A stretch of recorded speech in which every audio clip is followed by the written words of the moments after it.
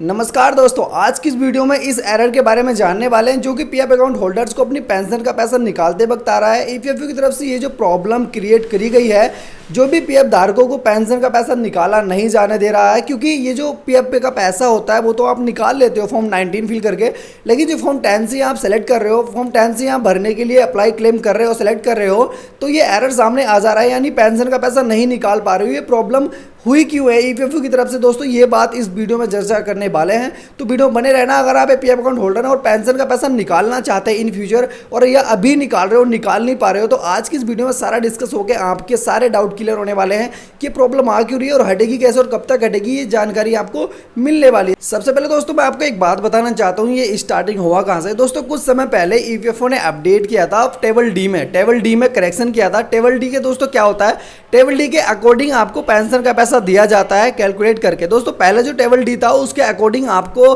सालाना पेंशन का पैसा दिया जाता था। नहीं, अगर आपकी सर्विस 6 महीने से कम की होती थी तो आपको पेंशन का पैसा नहीं दिया जाता था, ये तो आपको पता ही होगा, क्योंकि वो टेबल डी उस तरीके से मॉडिफाई करी हुई थी कि अगर आपकी सर्विस 6 महीने से एक भी दिन कम है तो आपका 6 महीने से कम की सर्विस में गिनती होती थी सर्विस की, और आपको पेंशन का पैसा नहीं दिया जाता था, लेस देन 6 मंथ करके एरर आ जाता था।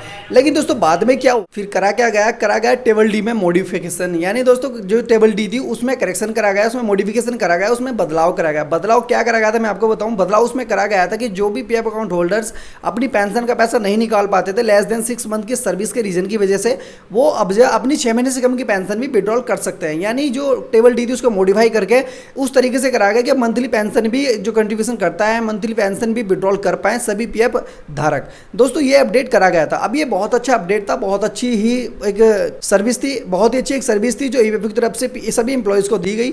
अभी दोस्तों इसका बेनिफिट भी ले रहे हैं इंप्लॉयज़, क्योंकि जो 6 महीने से कम की पेंशन का पैसा है वो निकल भी रहा है और निकाल भी रहे हैं सभी पीएफ खाता धारक।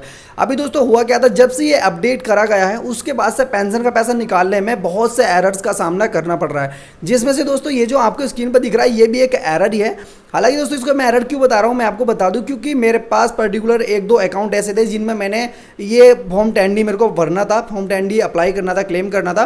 तो जिस वक्त मैं कर रहा था उस वक्त ये एरर आ रहा था, लेकिन 1-2 दिन बाद जैसे मैंने फिर दोबारा से कोशिश किया करने का तो ये जो क्लेम है सबमिट हो गया, कोई भी प्रॉब्लम नहीं आई।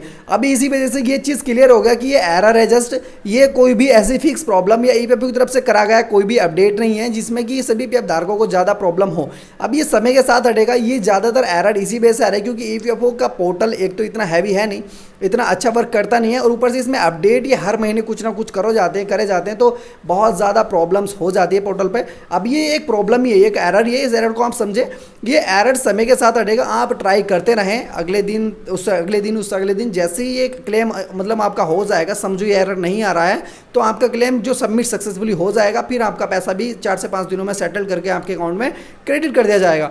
अब ये एक एरर है, जस्ट आप इसको लेके ज़्यादा परेशान ना हो। ईपीएफओ की मिस्टेक है। ईपीएफओ अगर कुछ काम करता है तो प्रॉपर तरीके से उस काम को हैंडल करने के लिए एक पर्टिकुलर एक ऐसा बनाना चाहिए ना सेशन कि हाँ चल रहा है सब कुछ, कोई प्रॉब्लम नहीं होगी। अगर हुई भी तो इसके लिए जो एक अल्टरनेट है ये आपके लिए रास्ता निकाल रहे हैं, ऐसा कुछ भी नहीं करता है, तो इसके लिए आपको वेट ही करना पड़ेगा। अभी मैं आपको बताया ये ईपीएफओ की एक मिस्टेक थी।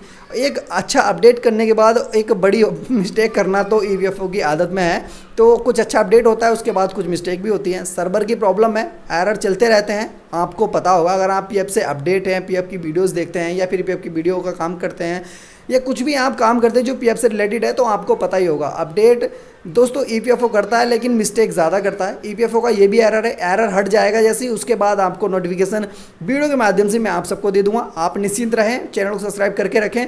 अगर आपको कोई और डाउट है पीएफ के रिगार्डिंग, कोई और आपको प्रॉब्लम है तो कमेंट बॉक्स में लिख सकते हैं ताकि मैं पढ़ूँ, समझूँ और आप सबके लिए वीडियो भी ला सकूँ। अगर कोई बड़ा प्रॉब्लम है, अगर कमेंट में ही रिप्लाई करके सोल्यूशन हो जाएगा तो मैं वहीं पर आपको रिप्लाई कर दूँगा।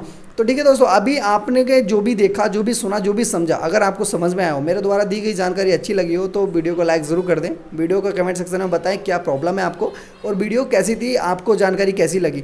साथ ही चैनल को सब्सक्राइब करना बिल्कुल ना भूलें, क्योंकि पीएफ के रिगार्डिंग कोई भी अपडेट, कोई भी नॉलेज, कोई भी जानकारी आप सबके लिए आए तो आप उस चीज़ से अवगत रहो। ठीक है, तो चैनल को सब्सक्राइब जरूर कर लें और वीडियो को शेयर कर दें जिनको भी जरूरत है तो कर दें, नहीं है तो कोई दिक्कत नहीं है। ठीक है दोस्तों, चलिए अब दोस्त चलता हूँ, मिलता हूँ अगली वीडियो में। तब तक के लिए अपना ध्यान रखें, अपने आसपास साफ सफाई रखें। बाय बाय, जय हिंद।